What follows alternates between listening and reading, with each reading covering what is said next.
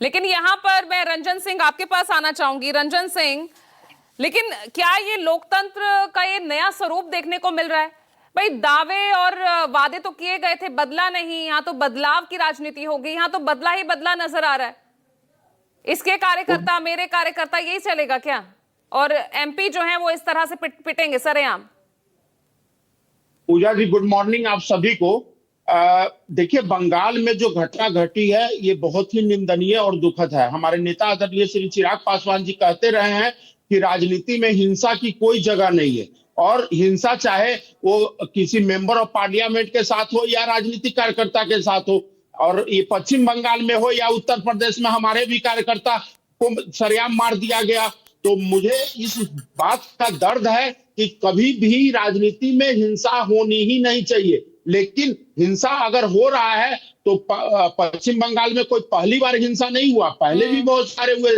200 कार्यकर्ता राजनीतिक मारे भी गए हैं, उसकी भी खबर लिया जाना चाहिए। आज चूंकि मेंबर ऑफ पार्लियामेंट जब किसी किसी क्षेत्र से जीत कर जाते हैं, ममता राज में और बीजेपी सरकार में फिर क्या अंतर रहा? मैं आता हूं। कार्यकर्ता चाहे बीजेपी का अगर हिंसा कर रहा हो या टीएमसी का, मैं तो कहा ना कि इसका हिंसा का कोई जगह नहीं है राजनीति में। लेकिन हिंसा वही लोग करते हैं जो मानसिक रूप से कुंठित होते हैं। मैं कहता हूं कि हमारे नेता आदरणीय चिराग पासवान जी का जो स्वभाव है, जो स्वच्छ छवि है, जो जनता में, इसलिए उनका प्रभाव इस तरह का है कि कभी भी वो चाहे पक्ष का हो या विपक्ष का, हम लोग मुद्दों पर हम लोग मतभेद कर सकते हैं। हम लोगों के बीच चुनाव नतीजों के बाद 60 दिनों तक पैरामिलिट्री फोर्सेस की तैनाती पश्चिम बंगाल में है, और इसी बीच अभिषेक बनर्जी से उनकी सिक्योरिटी भी उनकी कम कर दी जाती है।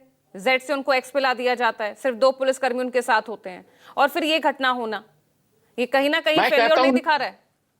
मैं कहता हूं 15 साल शासन में रहने के बाद अगर आप जनता के प्रिय नहीं बन पाए, फिर भी अगर आपको जेड और एक्स वाई जेड अगर सिक्योरिटी लेकर घूमना पड़ रहा, हमारे नेता आदरणीय चिराग पासवान जी तो जब जेड सुरक्षा नहीं भी था तब भी हमारे नेता बिहार के कोने कोने में और देश के कोने कोने में बिना सुरक्षा घेरा के अंदर गए।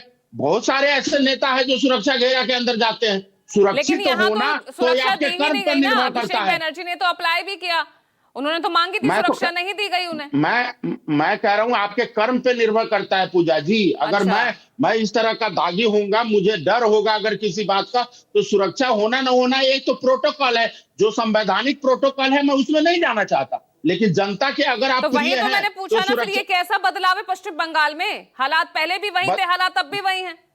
24 घंटे के अंदर अपराधी पकड़े जाते हैं, 200 कार्यकर्ता मारे जाते हैं, एफआईआर नहीं होता।